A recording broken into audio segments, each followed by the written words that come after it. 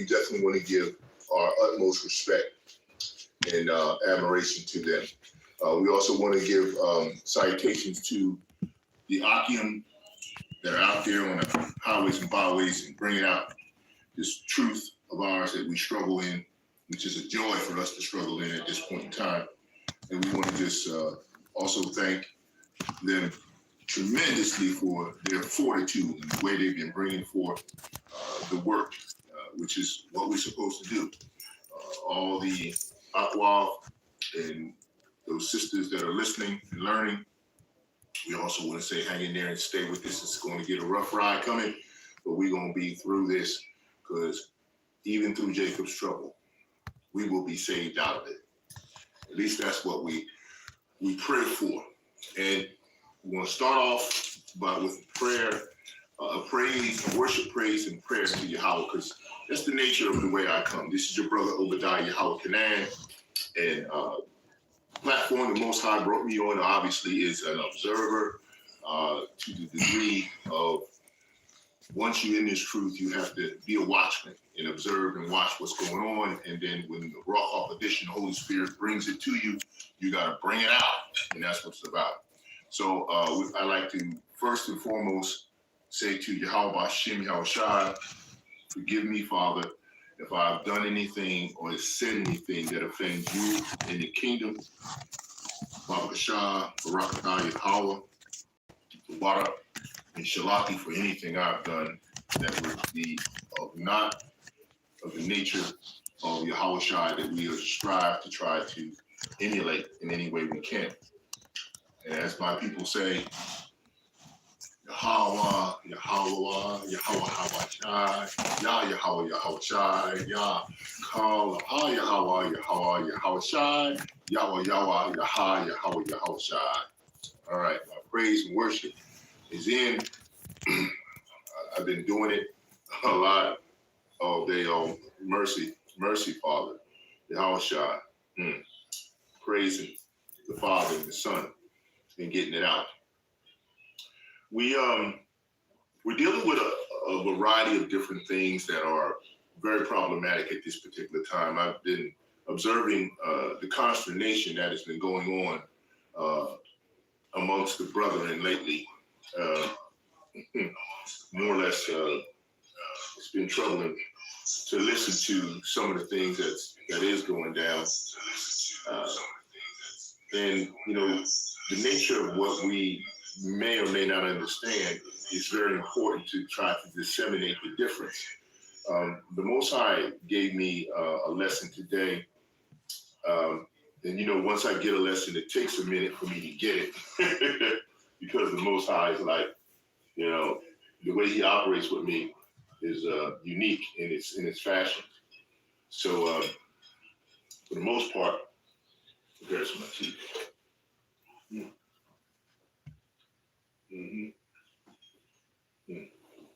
Slot. For the most part, he told me in the spirit that we're dealing with this form of spiritual and carnal concupiscence.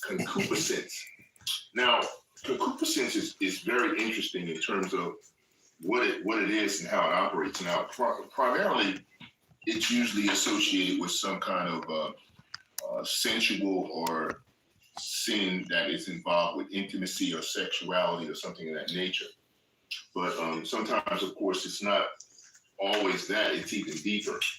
I've been taking my notes and stuff and getting stuff down. So let me get my glasses on so I can get right to it. Now, what I wrote down is like, okay, on my notes. Okay, so stay with me. We commonly associated concupiscence with sexual temptation, but it affects us on a far deeper level, opening us to the attraction of all sin, okay, of all sin, all right? If we surrender our sin weakness, if we surrender to our sin, it weakens the bonds that ought to unite us to the other members of the body of Hamashiach and makes us more apt to sin again. So it goes deeper than just that sensual side of the situation. Now, what we've been experiencing lately is we have been seeing that some of the members of various other organizations or camps have been going at each other as factions of discord between the activities that are going on. And we don't have to go. I don't have to go into naming names because it's pretty evident if you're in this truth and you follow the truth diligently. You know what's happening. And so what we seem to come to find is that this concupiscence is like you have a spiritual side and a carnal side of the concupiscence, and they are, and those individuals who are so zealfully passionate about the process of trying to explain what you are to adhere to and what you shouldn't adhere to in terms of the word of righteousness, and everything that comes out of the mouth of the Father is righteous in terms of his word, which is his law. And so you have these construed versions that come in from a carnal perspective and a spiritual perspective. And then what we don't seem to understand, or what's not being related correctly. And I know that, the apostles are doing a fantastic job of breaking this down. They have been for decades, as I said. They've been outlining and explaining the fact that there are various levels of understanding that you have to operate under in this level of captivity that we're in as we move through this prophetic process. And so as we're moving through it, there are different types of categories that have been attached to this fallen state that we're in, based on what the Father has decided to do. YAHAWAH, Bashem Yahawashi, has decided to say and do, because when he does what he says, and he says what he means, and he does what he says he's going to do. And so when he does that, he's putting his left hand and his right hand into action, and he's controlling all of it. So what I'm trying to bring to you is the fact that the lesson, the name of my lesson, that'll help clear up some of where I'm going with this commentary. YAHAWAH to the elect. Now understand my left hand. All of this is his will. Now understand my left hand. Now the reason why he said understand my left hand is a couple of different things that need to be addressed. One, everything is handled by YAHAWAH in terms of the body that he uses through the Hamashiach. Yahawashi Hamashiach is the face of Yahweh. He is the voice of Yahweh. He is the power being used through by Yahweh through Yahawashi completely. He is the angel of death. He is the angel of mercy. Now, I'm not saying Yahweh does not use the spiritual entity, Satan, to do various things for him as well. He does. Clearly, he does if you've been in this truth long enough. But what we need to understand is everything filters through Yahawashi. He's been given authority and the power to do this. But see, he's so righteous and humble as the Son of the Most High that he tells you that he comes to do the Father's will. And we're going to pull them scriptures from John 2 so that we make sure that we understand exactly what we're saying. But let me not digress on this point. I got to finish talking about this. We got to understand that the left hand that Yahweh wields, and we're going to pull scripture on this, because he creates all things and he does all things. His left hand is still being used through Yahawashi and the angels that are under the jurisdiction of Yahawashi, because the Father set it up that way. So, and this left hand is touching all areas of his creation. Don't get it twisted. Okay, you're in the truth, and you're prayerfully worship and praise prayerfully that you're the hopeful elect, which is what we need to do. We can't activate any of the power that comes from the Most High Yahweh Hashem Yahawashi by one source of communication only. You have to be applying praise, worship, and prayer. It's a combination formula for the process of getting Yahweh Hashem Yahawashi to enact the power upon what your request or what you are doing as the hopeful elect. Let me say it again. The praise, worship, and prayer, you have to have it all. That's how the power is released. And see, this is what Esau Edom fears. He wants you not to do all three. He wants you just to do the one. He wants you to say, okay, just pray. All right. We know prayer is extremely important and immensely strong. But they know, and you should know, that praise and worship is a completely different level of power when they're combined in all the three. And you'll see that in some of the scriptures and stuff that we're going to bring out. So you need to really clearly understand this. That's what we're talking about. So as I was saying, the Most High is going to, and he is doing it now. He's touching all his creation with the left hand and the right. The right hand represents YAHAWAH, and in turn, most of what you get from the right hand, and I'm going to say, Shalaki, I'm going to say what the right hand brings: the comforter, the blessings, and also the resolve of salvation through YAHAWAH. The left hand is the correction portion that actually brings you to the salvation method, because once you get chastised and corrected as being of the potential elect, you can come back in the fold and be part of the fold in the sheep, and then be covered towards and move towards salvation. But you can also be chastised to the method of your predestinated process that you've been selected from the beginning, from the foundation of the world, to perform in the lot that you have, if it is a lot of degradation, which means a low state. Okay. Now, saying that in that way, what I'm bringing to you is he's touching all creation. That means whether you are in an organization or not in an organization, whether you are in a camp or not a camp, whether you are of a level of teacher, apostle, or prophet, or elder, whatever, you will be touched by all sides of this. The Most High chastises the good as well as the bad and everything in between. So let's just not get that twisted. Make sure we completely understand that.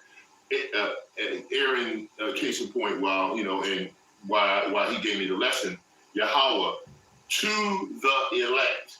Now understand my left hand. And then, that side note, all of this is his will. And that's how it goes. You will not get past his will because it's predestinatedly set up. So in knowing all of that, we have to understand that the Most High is going to be very diligent in terms of how he's going to be presenting his information out in total. Now,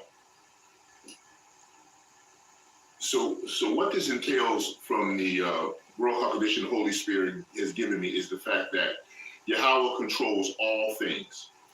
As he says, I, the Lord, do all these things, right? We are in complete control of absolutely nothing, okay?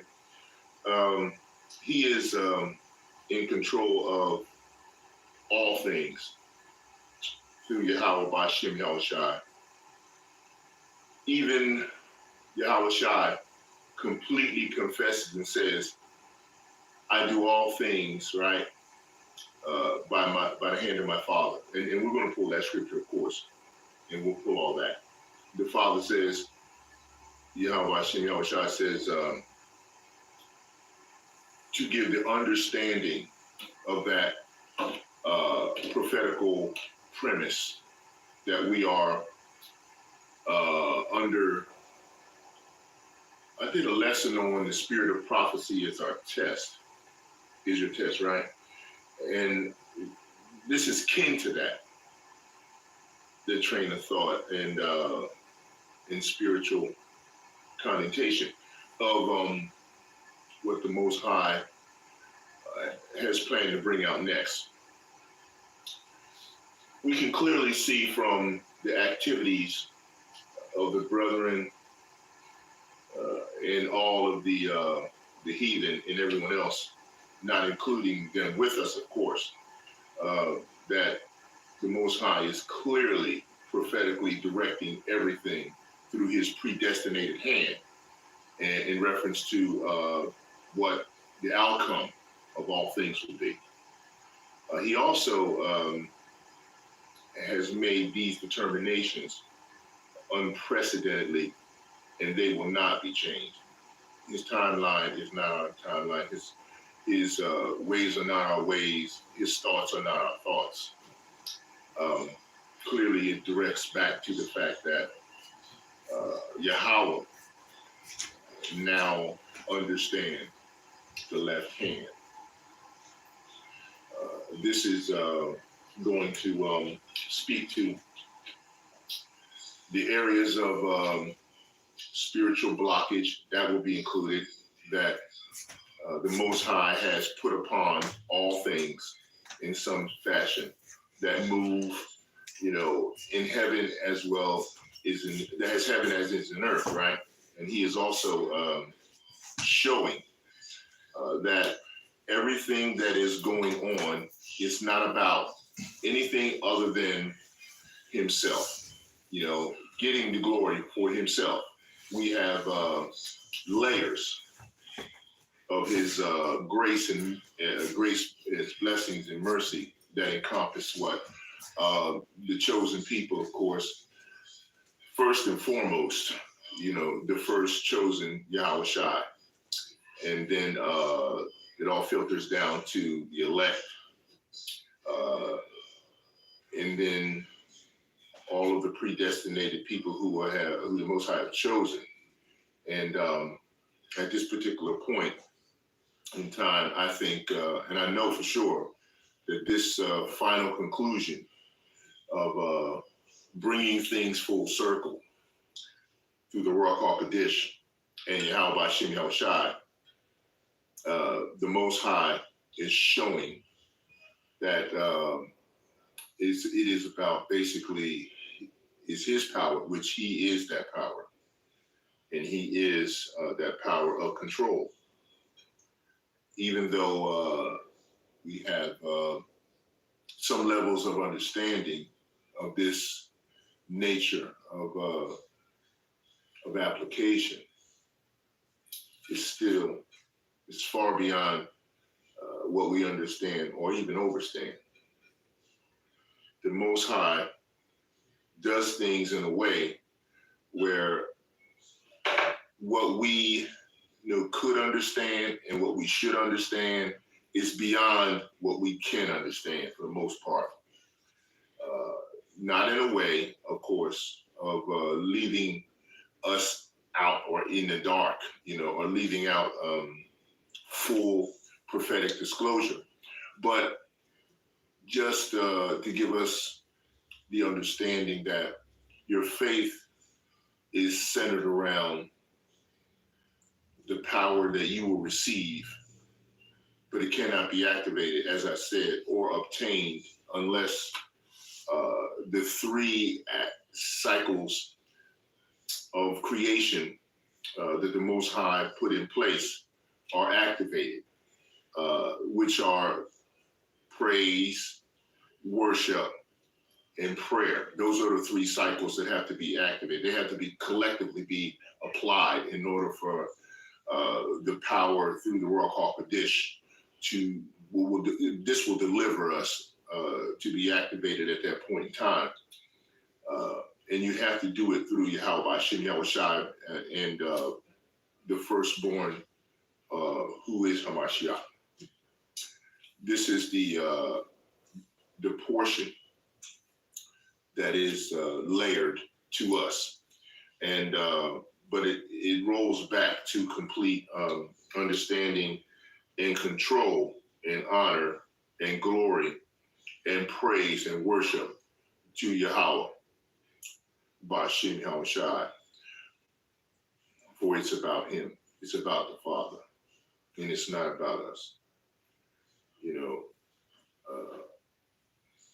Now, we do understand, because it is about the Father and not about us in terms of his totality. He is sharing his glory with no one. And because he is not sharing his glory with anyone, we have to understand how he has set forth this opportunity for us to primarily be saved. Our salvation is going to come in this way from Yahawah Shem Yahushua. And those categories in that process that is set up, we have to adhere to it stringently in order for us to get this power activated. As I said, Esau Edom doesn't want you to praise and worship. He'll let you pray. And sometimes he'll let you do each one in a singularity fashion. He'll let you worship, but don't pray.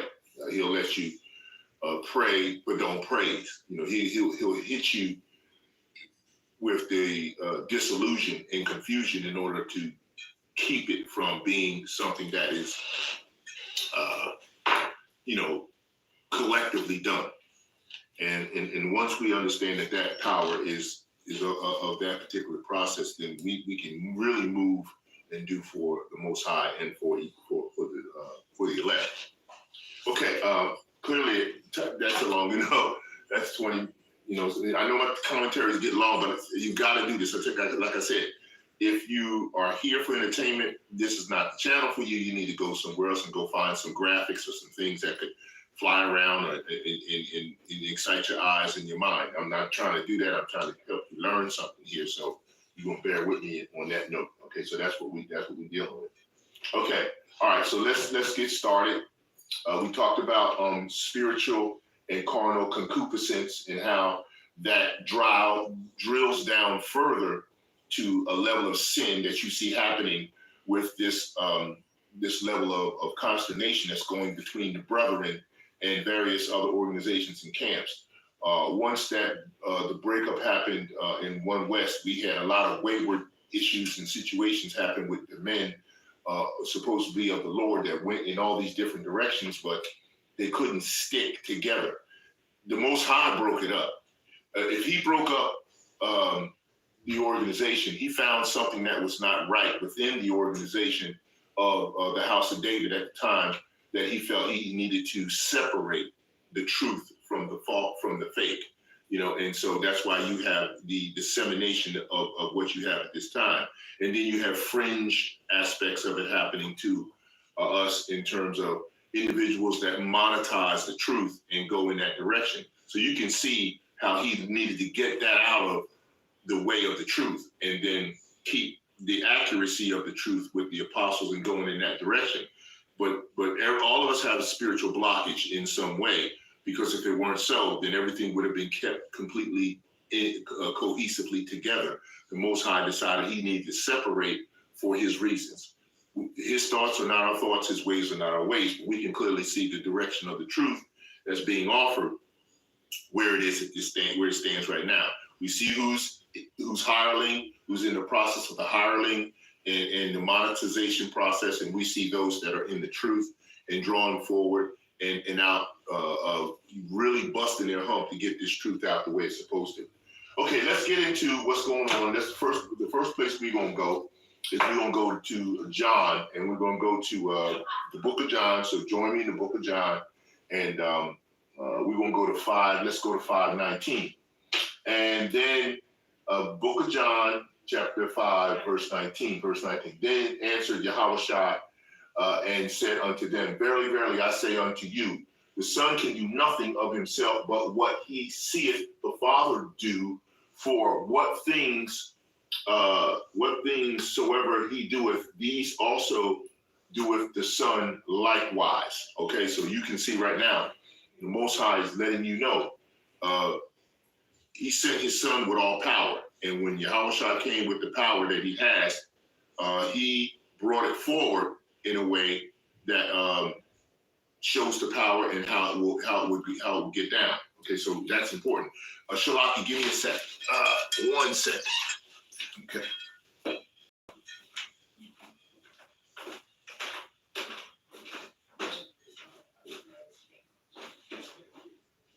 Hey. Yeah. Okay. I'm doing all that. I gotta go back. Yes, I told you I would be doing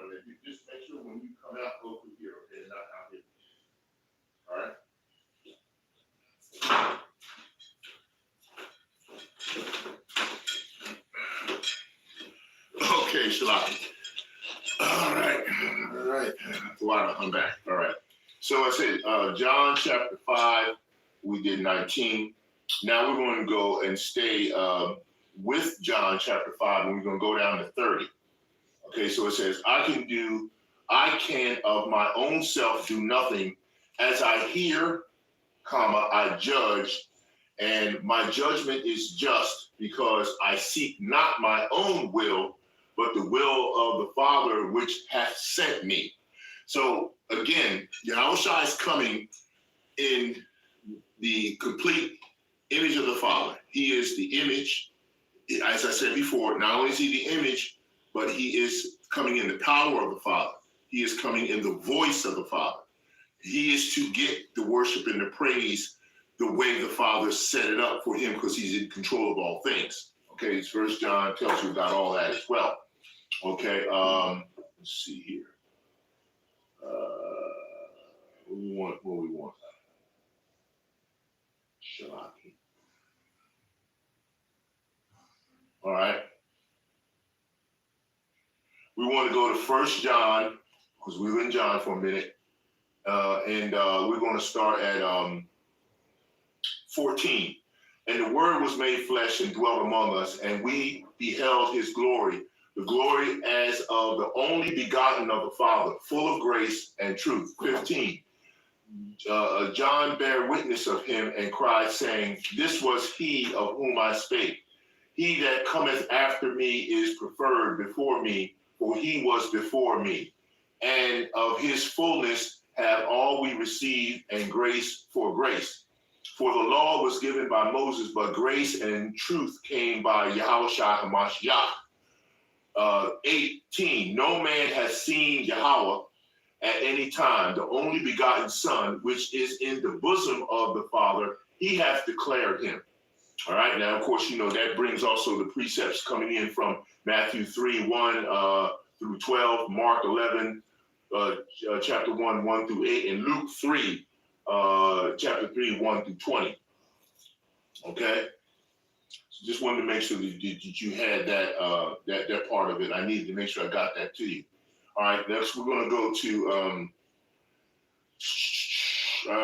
John 6, chapter 6. Go with me, John chapter 6, and we're going to go to 38.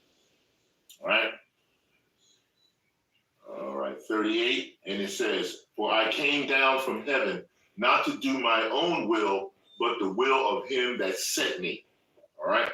So the Most High is clearly letting you know that he sent his Son with all authority and all power to do everything. That's all in the book of John. You go there, you studying this, you already know this. It's already apparent for that part. So I'm just making sure I give you the emphasis of the fact that the left hand of the Father is still being used through Yahawashi. Now, as I said before, does he use the spiritual entity Satan? Yes, he does, for whatever purpose he decides to put that forth. And he will send that entity along with the angels that are the left-hand side of the work of the Most High. And we're going to touch First Kings and get into that as well. Okay, so we just want to make sure that we got that down. Okay, let's get through some of our scriptures here. I got on my notes. I got a few. I want to take you here now. First, we're going to talk about the left-hand side of the Most High's power in a couple of different precepts, and then we're going to do the right hand, because can't do the left hand without the right, can't do the right without the left. It's got to be that way. Okay, so we're going to now go to I want to go to 2 Chronicles. Okay, so bear with me and join me at 2 Chronicles, and we're going to start at chapter 20. And 9 is is the actual precept I want to pull, but I gotta pull a lot of that, because most of that chapter is fire. It's very heavy. And just wanted to mention Yahweh's judgments is mentioned in 49 books of the Bible. Okay, number one, and it occurs 283 times in the Bible. All right. So that's the judgments, right? Okay, so let's go to first. We'll get that precept that I want, which is chapter 20, 2 Chronicles chapter 20 and verse 9, and it says, if when evil cometh upon us as a sword, judgment, or pestilence, or famine, we stand before this house and in thy presence, for thy name is in this house, and cry unto thee in our affliction, then thou wilt hear and help. So what we're saying here is we're getting ready to go through a tumultuous time that's going to be so horrendous that the only way that we can get any help here is the full application of praise, worship, and prayer. It's got to be turned up in that manner. That's the only way you're going to be able to get through this is through praise, worship, and prayer to YAHAWAH Shem Shah. If you're not doing that, it's going to be completely impossible for you to look at a way of salvation, a way to be saved. So now I got that precept. Now let's pull from the chapter itself. At the top, it came to pass after this also that the children of Moab and the children of Ammon, and with them other besides the Amorites, came against Jehoshaphat to battle. Now, this is important. That's why I'm reading this, because sometimes you've got to get the context from the chapter, and it kind of tells you how the left hand of the Most High operates in judgment, right? Then there came some that told Jehoshaphat, saying, there cometh a great multitude against thee from beyond the sea on this side of Syria. And behold, they be in has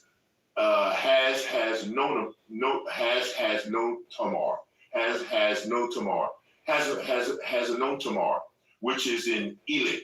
Okay, so what is has no Tamar? Okay, all right, has no Tamar, which is in Elit. Okay, that is a location here where the Kadesh smote the country of the Amalekites, right? The Amalekites were smoted in that particular area by Jehoshaphat. That's and then it talks about is in Engedi, Engedi. It's a place where David dwelt in a stronghold. That's 1 Samuel chapter 23, verse 29. It means En means spring, and Jedi means goat, kid. Okay, so it's the kid spring of the fountain of the goat. I mean the goat, Shalaki. The kid spring of fountain of the kid. Okay, so that's what that Jedi means. Has a Tamar Jedi. Okay, so I want to make sure you had that.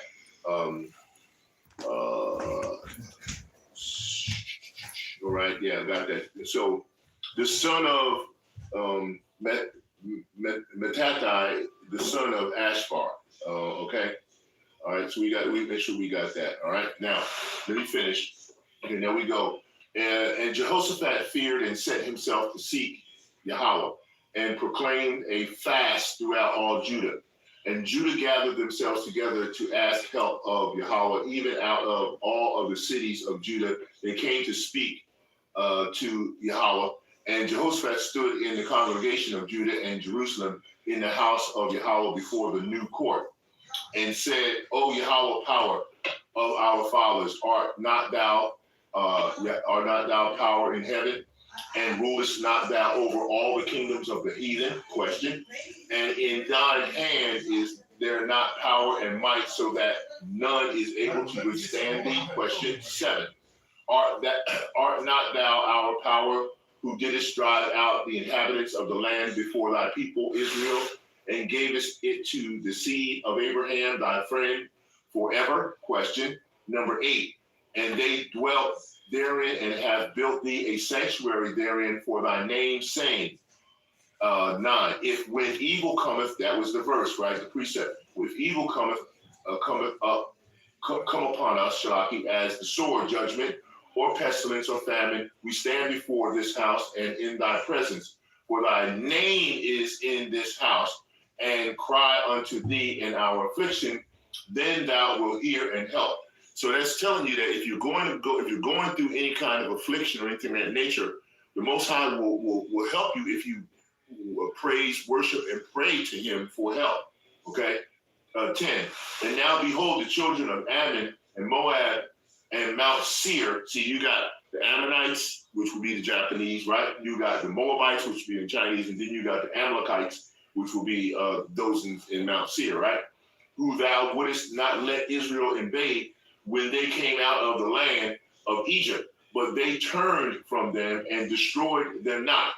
11. Behold, I say how they reward us to come to cast us out of thy possession, which thou hast given us to inherit. 12. O our power, wilt thou not judge them? Question. For we have no might against this great company that cometh against us. See, you don't have any power. It all comes from YAHAWAH. Neither know we what to do, but our eyes are open upon thee. Our eyes are upon thee. 13. And all Judah stood before Yahweh with their little ones, their wives, and their children. 14. Then upon Jazreel, the son of Zacharias, the son of Benaniah, the son of Jeriel, and the son of Mattaniah, a Levite of the sons of Asbah, came the spirit of Yahweh in the midst of the congregation. Okay? All right, so you got son of Benaiah, son of Mattaniah, and the son of Asbah. These were all Levite, these were all parts of the Levitical priesthood. Okay? Just to bring that out to you. Okay? And he said, hearken ye all Judah, and ye inhabitants of Jerusalem, and thou King Jehoshaphat, thus saith Yahweh unto you, be not afraid nor dismayed by reason of this great multitude, for the battle is not yours, but Yahweh's. Okay? See, he's going to do it for you, right? 16, tomorrow go ye down against them. Behold, they come up by the cliff of Zid. The cliff of Zid, that is a location in Jerusalem below and near Bethlehem, okay, in Judah, Zid, right? All right, and ye shall find them in the end of the brook before the wilderness of Jurel. All right, 17, ye shall not need to fight in this battle. See, you don't even have to fight. This is what we need to remember when all this consternation and all this tumultuous peril comes in from Jacob's trouble. We don't have to fight. Most High is going to make them fight. All right, listen, watch how it goes down. Okay, you don't have to fight in this battle. Set yourselves, stand ye still, and see the salvation of Yahweh, the Lord, with you. O Judah and Jerusalem, fear not, nor be dismayed. Tomorrow go out against them, for Yahweh will be with you.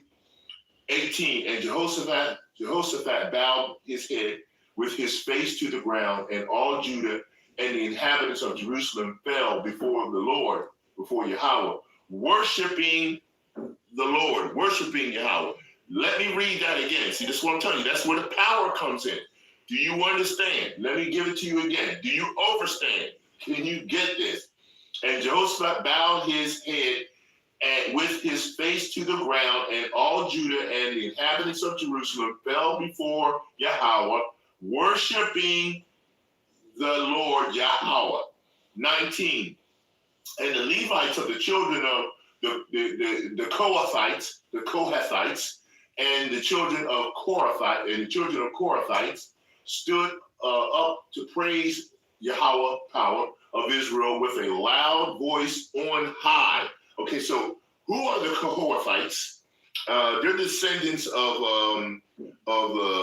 Epimos Korath, all right? The son of Levi, all right? And then we got the Korahites. They're the descendants of Korah. That's Exodus 6:24, 1 Chronicles 12:6 and 26, verse 1, and then 2 Chronicles 20, verse 19. We'll touch some more of that. Let's finish. Okay? All right, and 20. And they rose early in the morning and went forth into the wilderness to Tekoa. Okay, what is Tekoa? It's a town in Judah near Bethlehem. Tekoa means trumpet. Okay, just to give you that information. Okay, and as they went forth, Jehoshaphat stood and said, hear me, O Judah, and ye inhabitants of Jerusalem. Believe in Yahawah your power, so shall ye be established. Believe his prophets, so ye shall prosper. Okay? All right? 21. And when he had consulted with the people, he appointed singers. See, this is where the praise and worship comes in. Singers unto Yahawah, and that should praise the beauty of holiness as they went out before the army, and to say, praise Yahawah, for his mercy endureth forever. Okay? 22. And when they began to sing and to praise Yahawah, set ambushments against the children of Ammon, Moab, and Mount Seir, which were come against Judah, and they were smitten. See, this is where the power, that's why I said that praise and worship comes, that's where the power comes. The scripture's telling you right there. It's telling you right there. 23, for the children of Ammon and Moab stood up against the inhabitants of Mount Seir. See, they're fighting against each other now. Utterly to slay and destroy them. And when they had made an end of the inhabitants of Seir, everyone helped to destroy another. This is what we got coming now in terms of Esau and the Edomites going at each other. Which you got Russia and the United States, and then you got Moab over there with North Korea and China. They're all getting ready to come at the children of Israel, but at the same time, the Most High will say, stand and see the power of the Lord, of Yahawah. Okay? All right, 24. And when Judah came toward the watchtower in the wilderness, they looked unto the multitude, and behold, they were dead bodies fallen to the earth, and none escaped. And then, of course, Jehoshaphat and the rest took spoils and everything. But, okay, that's what I wanted to pick up from 2 Chronicles in terms of seeing the left hand of the Most High, how not only did it judge those that are supposed to be judged, but it also judged the children of the Most High, and it took out the enemies, okay, without a problem. Okay, now I want to go to Amos chapter 3 now. So go with me to Amos chapter 3, and we're going to pick up 1 through 8. Amos 3, 1 through 8. Hear this word that Yahawah hath spoken against you, O children of Israel, against the whole family which I brought up out of the land of Egypt, saying, you only have I known of all the families of the earth. Therefore I will punish you for your iniquities. See, the Most High is not going to play favorites. He is going to, without a shadow of a doubt, he is going to take down even wicked Israelites that aren't working with each other, in the right way towards the truth. Even if you're not supposed to be working with each other, you are supposed to strive to get to the truth. And if you want to stay in your wickedness, you will be taken down, because his judgment starts in the house of Israel first. Whether you are 2/3, 1/3, or anything in between or left out, you're going to be judged as well. Can two walk together except they be agreed? Will a lion roar in the forest when he hath no prey? Question. Will a young lion cry out of his den if he have taken nothing? Can a bird fall in a snare upon the earth where no gin is for him? Shall one take up a snare from the earth and have taken nothing at all? Shall a trumpet be blown in the city and the people not be afraid? Shall there be evil in the city and Yahawah the Lord hath not done it? See, the left hand. Understand the left hand. Okay? Surely the Lord Yahawah will do nothing, but he revealeth the secrets unto his servants, the prophets. 8. The lion hath roared, who will not fear? The Lord Yahawah hath spoken, who can but prophesy? Question. 9. Publish in the places of Ashdod and in the places in the land of Egypt, and say, assemble yourselves upon the mountains of Samaria, and behold the great tumults in the midst thereof, and the oppressed in the midst thereof. For they know not to do right, saith Yahawah, who store up violence and robbery in their places.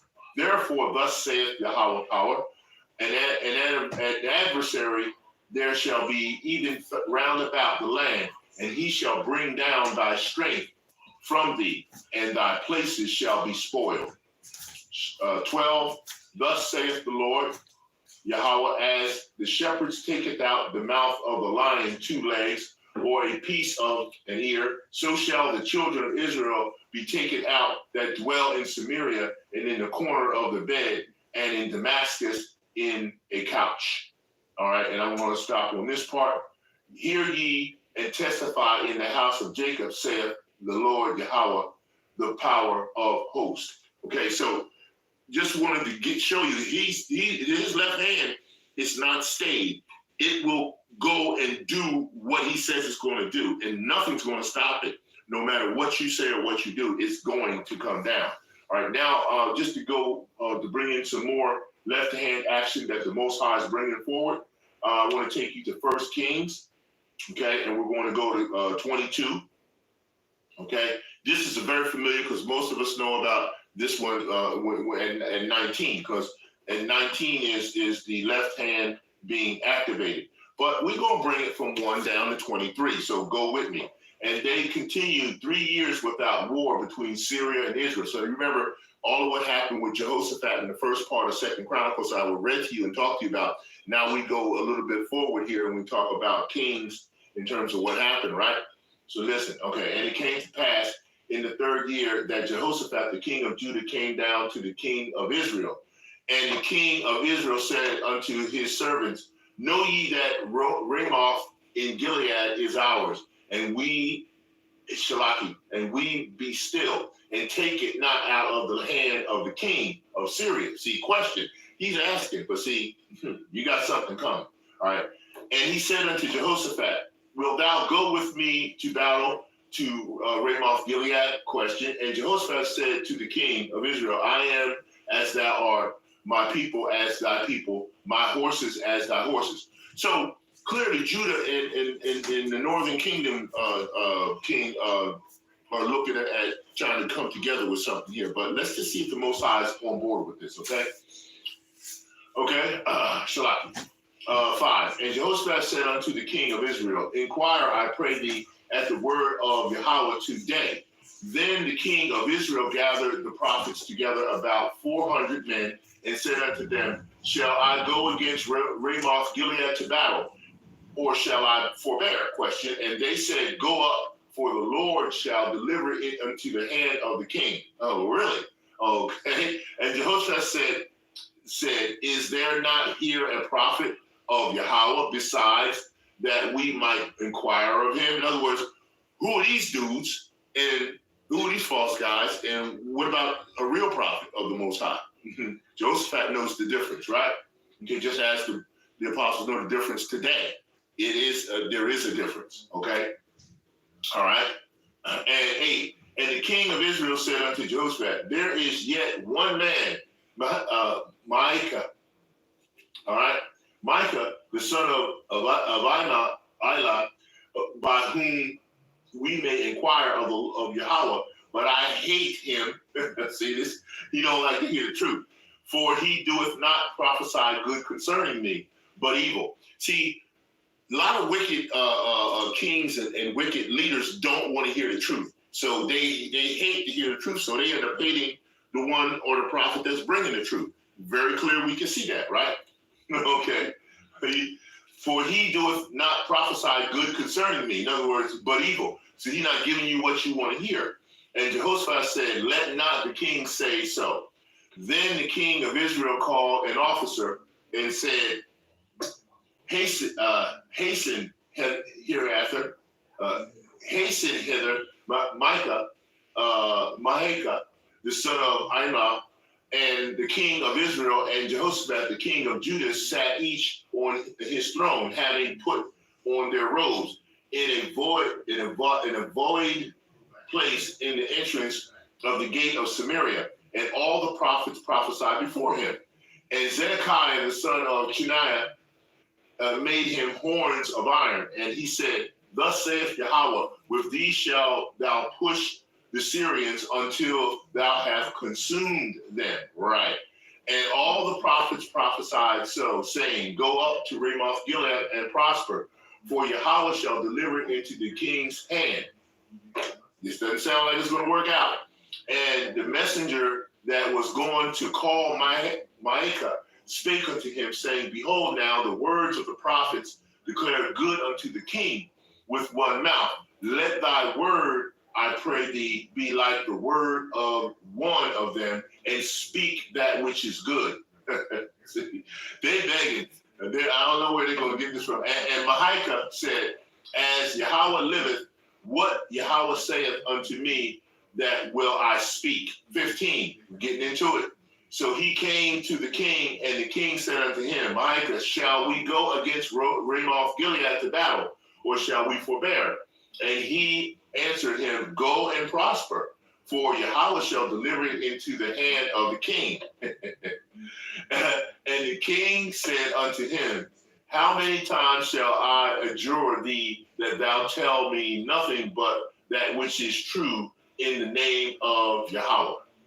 17, and he said, I saw all Israel scattered upon the hills as sheep that have not a shepherd. And Yahawah said, these have no master. Let them return every man to his house in peace. See, this is what you see now with a lot of the wayward leaders that are shepherds who are leading the sheep who have no master. This is what they're dealing with. Okay? Okay. 18, and the king of Israel said unto Jehoshaphat, did I not tell you thee that he would prophesy no good concerning me, but evil? Okay, he's just telling you the truth. And 19, and he said, hear thou therefore the word of Yahawah. I saw Yahawah sitting on his throne, and all the host of heaven standing by him on his right hand and on his left. This is the famous action, right? And Yahawah said, who shall persuade Ahab that he may go up and fall at Ramoth Gilead? And one said on this matter, and another said on this matter. Now this is the Israelite king, and the Most High is telling him that he's going to let him go up to Ramoth Gilead, and he's going to fall. He ain't going to make it. Okay? This is what the prophet's telling him, right?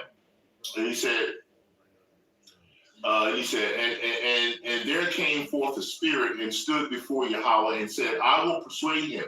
Now a spirit showing up, right? That the Most High had all the hosts of heaven. Nobody was absent. Everybody was there. Okay? All right. 22. And Yahawah said unto him, wherewith? In other words, what are we going to do? What's the plan? And he said, I will go forth, and I will be a lying spirit in the mouth of all his prophets. And he said, thou shalt persuade him and prevail also. Go forth and do so. Now, we can see here that the Most High is now sending a spirit from the left-hand side to be a lying spirit to go up and be a lying spirit in the mouth of all Ahab's prophets. Now, once he set this spirit loose, it doesn't say he ever called him back. It doesn't say he ever said, okay, I'm going to set him loose, and then at a certain time, I'm going to call him back. So this transcends even to this period of time now, where we have a lot of these so-called prophets out here that they have a spirit from the left-hand side that the Most High uses, right? You have your spirits that are vessels of honor and vessels of dishonor that the Most High uses. Now, this spirit is going to be a lying spirit, and it shows forward today.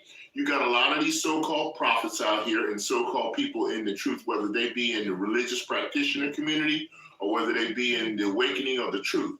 Okay, the Most High controls all sides of this. So he sent a lying spirit to go and be in the mouth of all these prophets. And this is what you continue to see right now. T.D. Snakes, Creflo, Worthless Dollar, Joel Feminine Allstein, you've seen all of them. They all got spirits in them of lying prophets. And this is what the Most High poured out, and it hasn't been pulled back.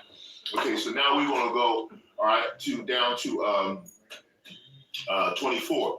But Zedekiah, the son of Chaniah, went near and smote Micah on the cheek and said, which way went the spirit of Yahawah for me to speak unto thee. 25. And Micaiah said, behold, thou shalt see in that day when thou shalt go into an inner chamber to hide thyself. And the king of Israel said, take Micaiah and carry him back into Ammon, the governor of the city, and to Josiah, the king's son. And say, thus saith the king, put this fellow in prison and feed him with bread of affliction and with water of affliction until I come in peace. See? And Micaiah said, if thou return at all in peace, Yahawah hath not spoken by me. And he said, hearken, O people, every one of you. Okay? So the king of Israel and Jehoshaphat, the king of Judah, went up to Ramoth Gilead. And the king of Israel said unto Jehoshaphat, I will disguise myself and enter into the battle, but thou on thy put thou on thy robes. And the king of Israel disguised himself and went into battle. But the king of Syria commanded his 32 captains that had rule over the chariots, saying, fight neither with small nor great, save only with the king of Israel. And it came to pass when the captains of the chariots saw Jehoshaphat that they said, surely it is the king of Israel. And they turned aside to fight against him. And Jehoshaphat cried out. And it came to pass when the captains of the chariots perceived that it was not the king of Israel, that they turned back from pursuing him. And a certain man drew a bow and at a venture and smote the king of Israel between the joints of the harness. Wherefore he said unto the driver of his chariot, turn thine hand and carry me out of the host, for I am wounded. And the battle increased that day, and the king was stayed upon his chariot against the Syrians, and died at even. And the blood ran out of the wound into the midst of the chariot. Okay, so as you can see, the Most High, you don't escape. If his left hand is against you, you can disguise yourself, which the king tried to put on robes that weren't put on garments that weren't kingly. But even though they saw that the one that had on the king's garments wasn't the king, they turned and went and got the king anyway. So he was destined to fall at Ramoth Gilead, just like it said right here in this particular portion. This is the left hand, like the lesson is saying, Yahawah to the elect. Now understand my left hand. We've got to completely understand that the Most High is using his left hand to cover all aspects of that happened between all of Israel. Nothing, no one's excluded. Just like I did in the lesson of the cup of wrath that's poured out on the whole world.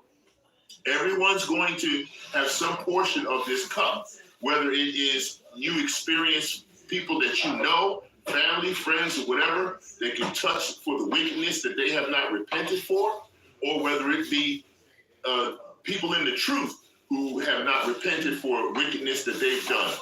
You will touch the cup of wrath when it's poured out. It will touch you as well. But see, what we don't seem to realize is the way that we can get some semblance of comfort or salvation is we have to have the combination of what? Praise, worship, and prayer. Just like you got the Father, the Son, and the Holy Spirit, right? Yahawah, Yahawashi, YAHAWAH, and the Ruach HaKodesh in the Hebrew. That's what you have. You have to have all three. You cannot just have just one.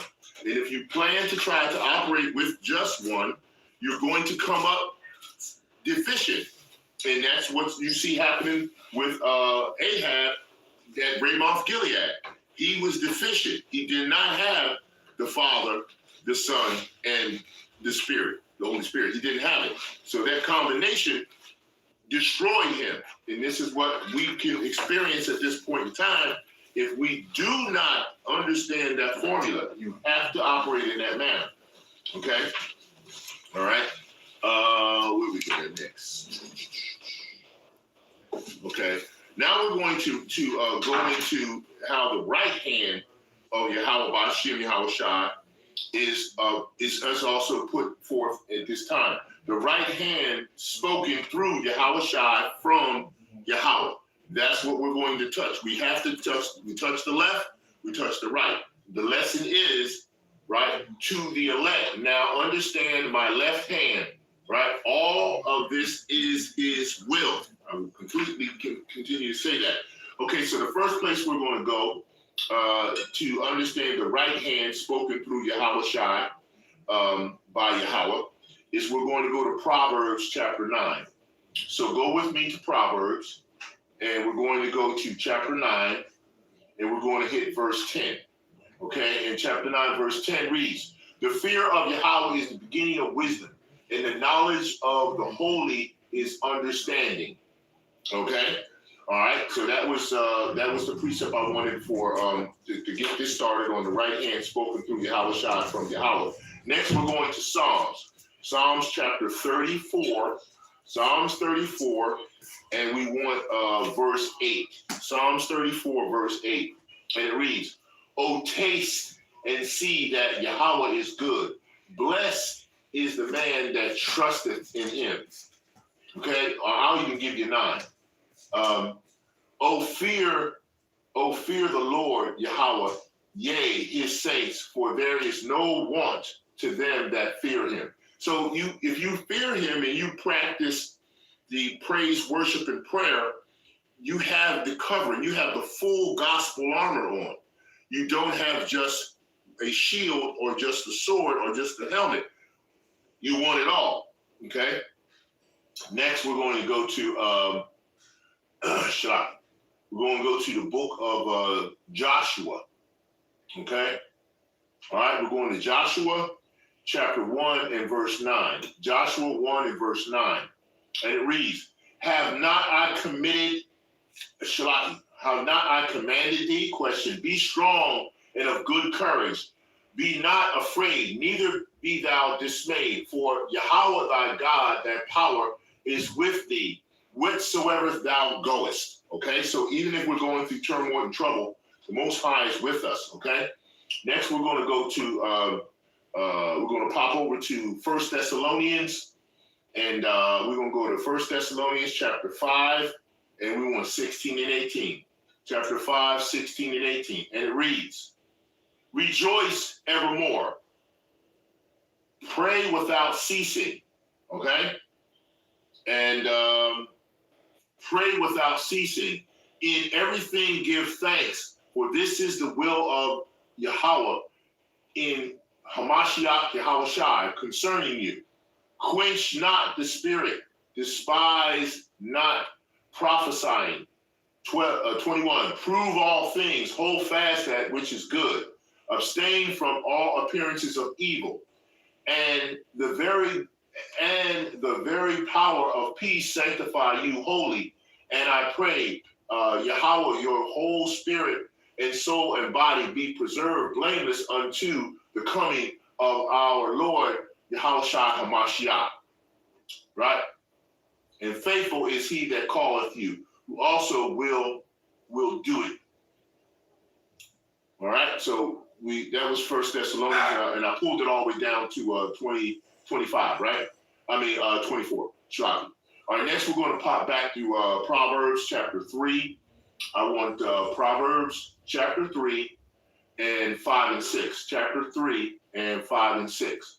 And it reads, trust in Yahweh with all thine heart, and lean not unto your own understanding. In all thy ways acknowledge him, and he shall direct thy paths. Okay? Be not wise in thy own eyes, fear Yahweh, and depart from evil. It shall be health to thy navel, and marrow to thy bones. 9, honor Yahweh with thy substance, and with thy first fruits of all thine increase. Okay? Now, I'm going to pull some more from there because it's just so awesome. 10, so shall thy barns be filled with plenty, and thy presses shall burst out with new wine. My son, despise not the chastening of Yahweh, neither be weary of his correction. 12, for whom Yahweh loveth he correcteth, even as a father the son in whom he delighteth. Okay? And so happy is the man that findeth wisdom, and the man that getteth understanding. All right. So He's chastising and he's going to judge everyone, all of us. No one is excluded from this. You must remember this and practice this. Okay, next we're going to go to 2 Timothy. Okay, so go with me to 2 Timothy chapter 3. And we're going to read 16 and 17. Maybe more. We'll see. We'll do 16 and 17. All scripture is given by inspiration of Yahawah, by power, and is profitable for doctrine, for reproof, for correction, for instruction in righteousness, that the man of Yahawah may be perfect, thoroughly furnished, furnished unto all good works. It says all scripture is given by inspiration and is profitable. So you cannot say that the book of Hebrews is not part of Yahawah's word and not part of who he is. That's blasphemy, and you have to pay for that. Okay. Psalms, we're going to Psalms chapter 25, 4 and 5. So go with me in Psalms, and we're going to chapter 25, and we're going with 4 and 5. Show me thy ways, O Yahawah, teach me thy paths. Lead me in thy truth and teach me, for thou art the power of my salvation. On thee do I wait all day. Okay? We got a few more, then we'll close out. Colossians. Okay? We're going to Colossians chapter 3.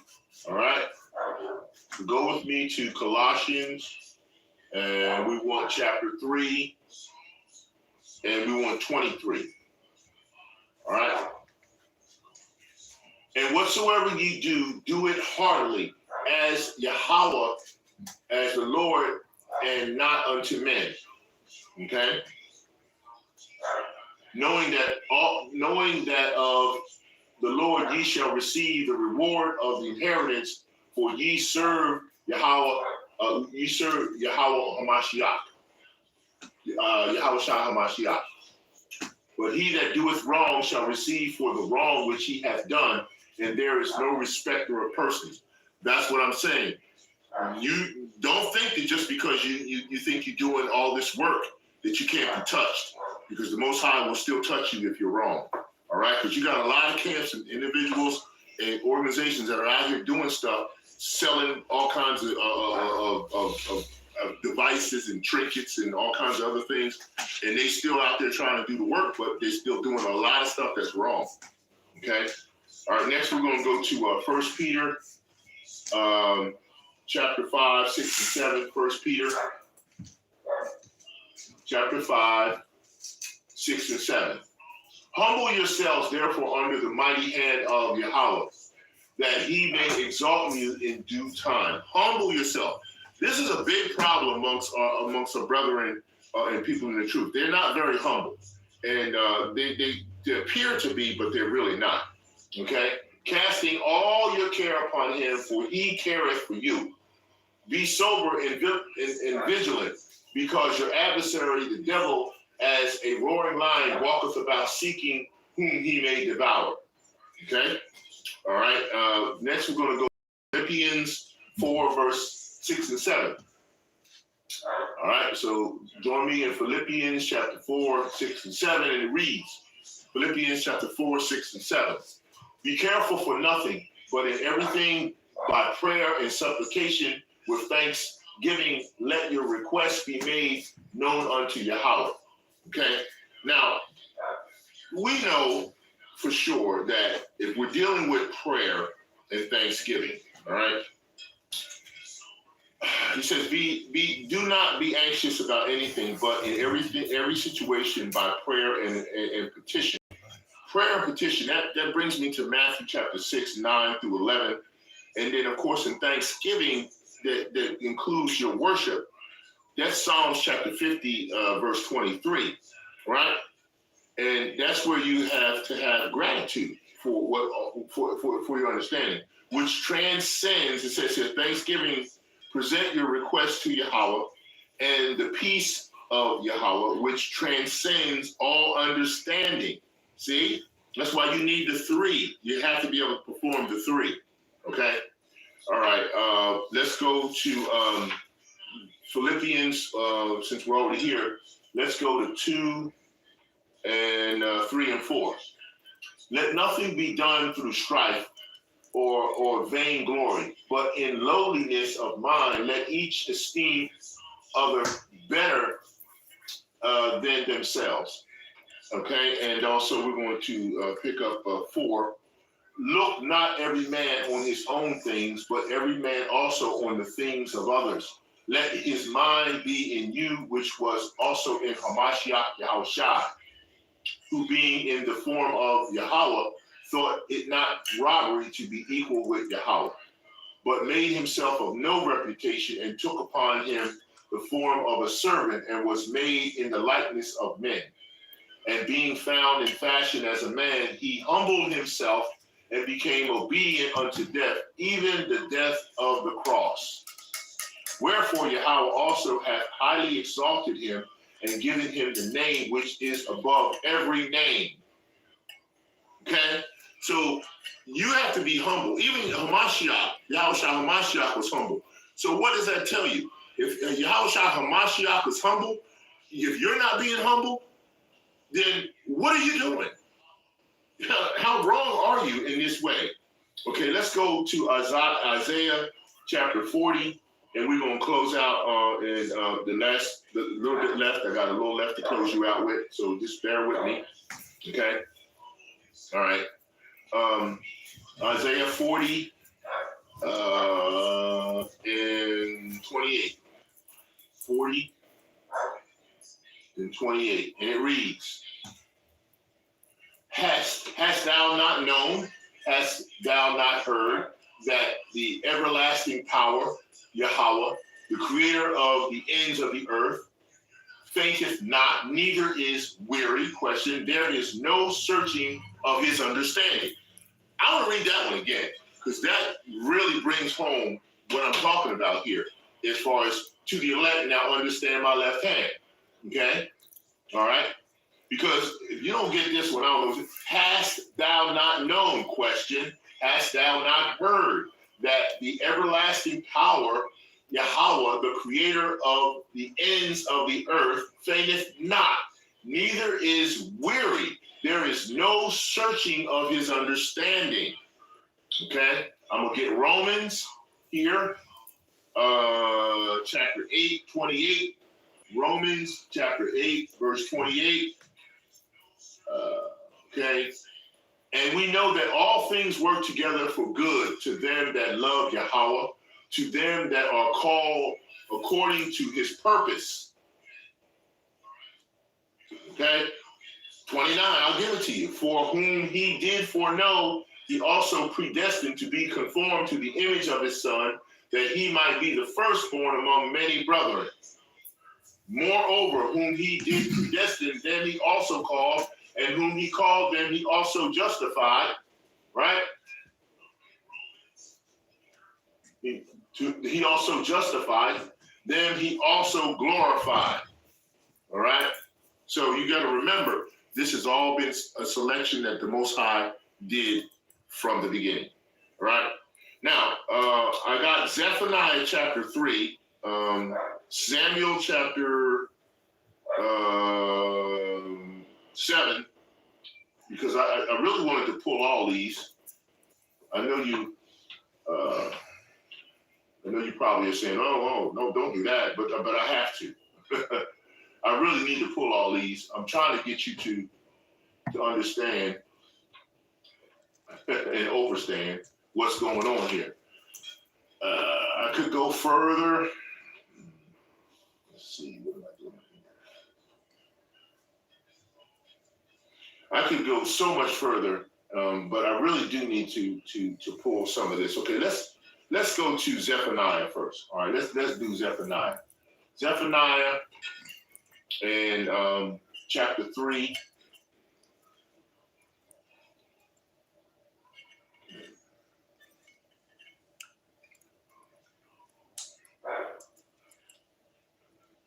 All right, let's read it. Woe to her that is filthy and polluted, to the oppressed city, She obeyeth not the voice. She receiveth not correction. She trusteth not Yahawah. She drew not near to her power. Her princes within her are roaring lions. Her judges are evening wolves. They gnaw not the bone to the marrow. Her prophets are light and treacherous persons. Her priests have polluted the sanctuary. They have none violence. They have done violence to the law. See, this is what the apostles are bringing out about the stuff that's going on with some of these leaders that have gone wayward. And this is what they're doing, okay? The just Lord is in the midst thereof. He will not do iniquity. Every morning doeth he bring his judgment to light. He faileth not, but the unjust knoweth no shame. Read 6. I have cut off the nations. Their towers are desolate. I made their streets waste, that none passeth by. Their cities are destroyed, so that there is no man, that there is none inhabited. 7. I said, surely thou wilt fear me, thou wilt receive instruction, so their dwelling should not be cut off. Howsoever I punished them, but they rose early and corrupted all their doings. This is what's going on. Precept here gives me Genesis 11:1 through 9 and Acts 2:1 through 11. Therefore wait upon me, saith Yahawah, until the day that I rise up to the prey. For my determination is to gather the nations, that I may assemble the kingdoms to pour upon them my indignation, even all my fierce anger, for all the earth shall be devoured with the fire of my jealousy. This is what he's doing. We're pulling all these people together of these various other nations when they're getting ready to go into World War III. 9, for then will I turn to the people a pure language, that they may all call upon the name of Yahawah, to serve him with one consent. From beyond the rivers of Ethiopia, my supplements, even the daughters of my dispersed, shall bring mine offering. In that day shalt thou not be ashamed for all thy doings wherein thou hast transgressed against me, for then I will take away out of the midst of thee them that rejoice in thy pride, and thou shalt no more be haughty because of my holy mountain. I will also leave in the midst of thee an afflicted and poor people, and they shall trust in the name of the Lord. 2/3 of Yahawah. The remnant of Israel shall not do iniquity, nor speak lies, neither shall a deceitful tongue be found in their mouth. For they shall feed and lie down, and none shall make them afraid.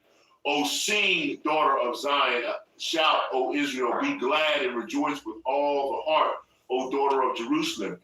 Yahawah hath taken away thy judgment, hath cast out thine enemy. The King of Israel, even Yahawah, is in the midst of thee. Thou shalt not see evil anymore. In that day it shall be said to Jerusalem, fear not, and to Zion, let not thy hands be slack. The Lord thy power in the midst of thee is mighty. He will save. He will rejoice over thee with joy. He will rest in his love. He will joy over thee with singing. I will gather them that are sorrowful for the solemn assembly, who are of thee, to whom the approach of it was a burden. 19, behold, at that time I will undo all that afflict thee. I will save her that healeth, and that healeth, and gather her that was driven out. And I will get them praise and fame in every land where they have been put to shame. 20, at that time will I bring you again, even in the time that I gather you, for I will make you a name and a praise among all people of the earth, when I turn back your captivity before your eyes, saith Yahawah. So you can see Yahawah is definitely bringing out the end of this process we're going through, this captivity, and we will come forth victoriously through his power, not our own. And if he wants us to participate in that power, then he'll allow us to do so. Now, I wanted to read the chapter of Isaiah, chapter 45, because it really does bring home the rest of this, but I know that I'm getting really long on this lesson, and I know how Jake is. But I say to you, go to Isaiah chapter 45 and read that chapter, because it wraps up this entire lesson in terms of showing the right and the left hand of YAHAWAH, Shem Yahawashi, and how, as I said from the lesson, to the elect, YAHAWAH, to the elect, now understand my left hand. So, and then of course, I'll give you a side note on 2 Samuel 7, chapter 7, 1 through 29.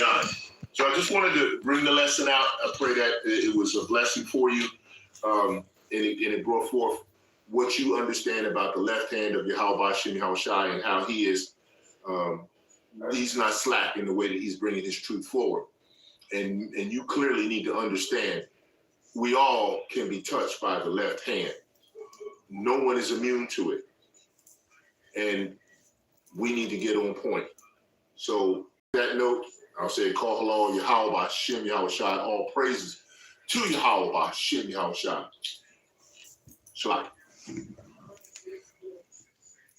Call hello, YAHAWAH, Hashem Yahawashi, Hashem Rakagodash, the water YAHAWAH, the water YAHAWAH, Hashem Yahawashi, Shlaki YAHAWAH, for my sins as I cry, Babakasha YAHAWAH, for a power of time.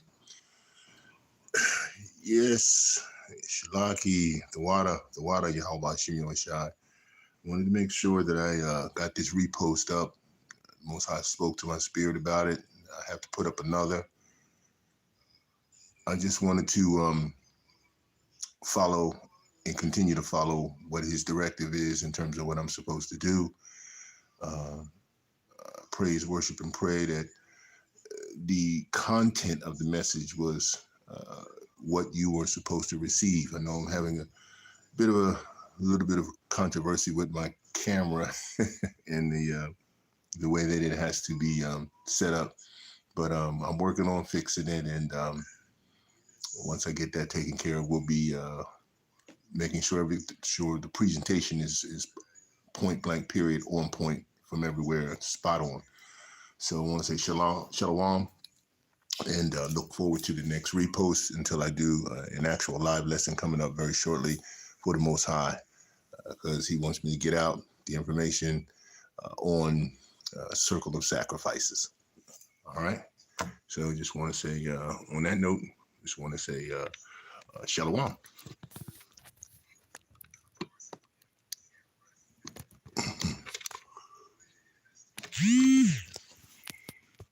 See here.